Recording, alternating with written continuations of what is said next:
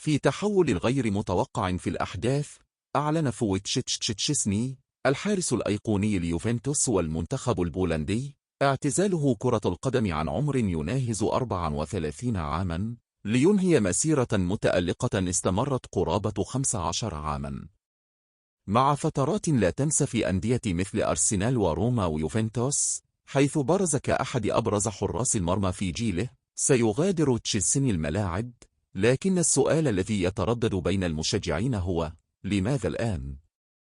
بدأت الشائعات تنتشر بالفعل حول الأسباب الكامنة وراء هذا القرار المفاجئ.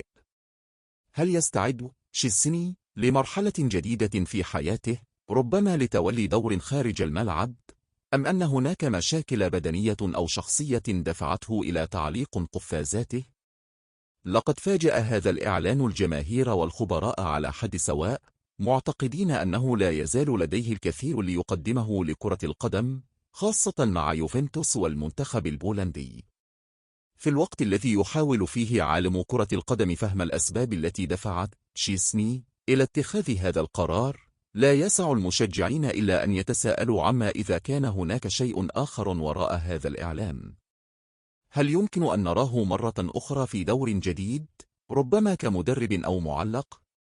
لا تفوتوا أي تحديثات واشتركوا في قناتنا لمتابعة الخطوات التالية لأسطورة كرة القدم هذا.